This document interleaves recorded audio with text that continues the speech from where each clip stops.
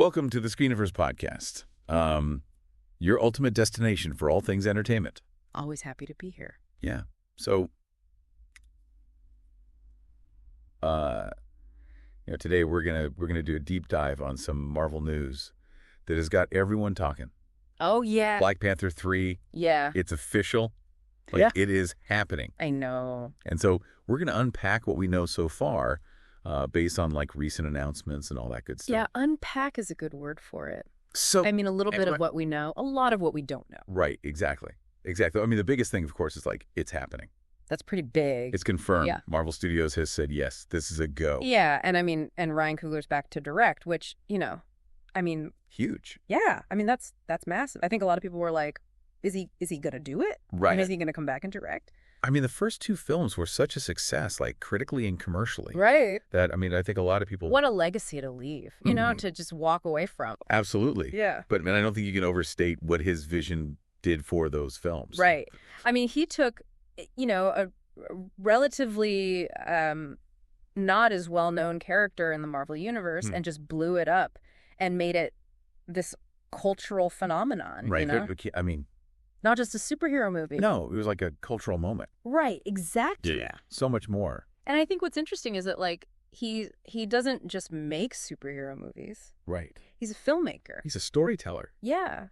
And he weaves in these, complex themes, about colonialism and responsibility and all of that.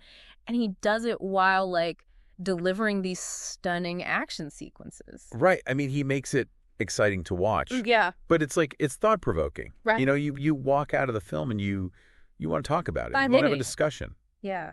Yeah. So, I mean, what do you think his return kind of says about the direction of this third film? I mean, I think he's going to continue to push boundaries, Right. Not only narratively, but also visually, the look of Wakanda, the world building. Right. I think he's going to continue to really explore that and take it to another level. Yeah. Speaking of exploring things, I mean, Marvel is being very, very tight-lipped about the plot details. Yeah. Radio silence. Yeah. On that one.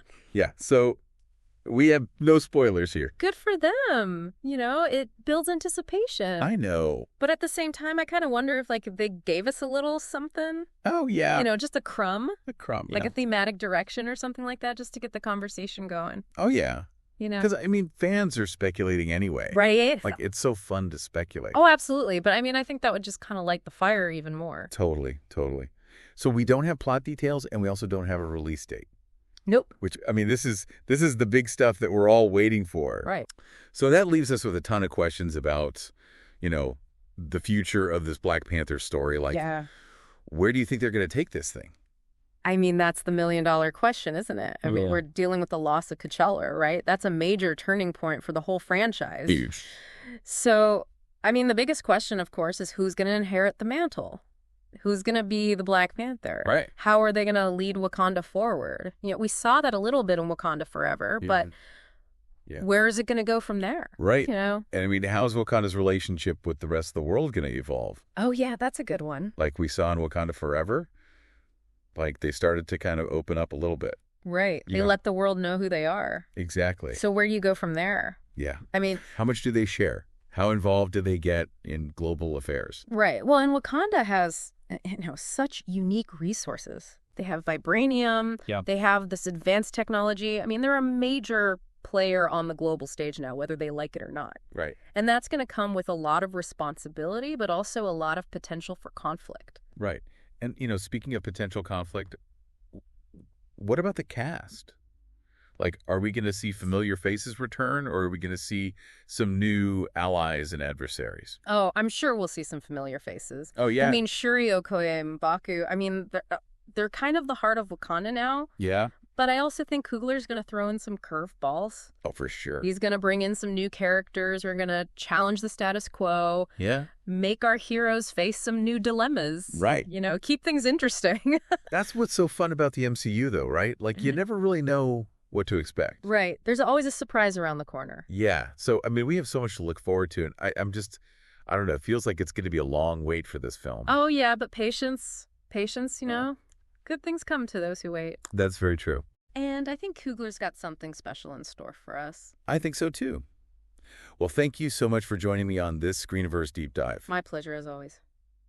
And to all of our listeners out there, I mean, what are your hopes and dreams for the future of the Black Panther franchise? Yeah. I mean, share your theories with us. Keep the conversation going. We cannot wait to see what the future holds for Wakanda. Me neither. Join us again soon for more exciting deep dives into the world of entertainment. Until next time. Bye-bye. See ya. Thank you for listening to the Screeniverse podcast. Join us again soon.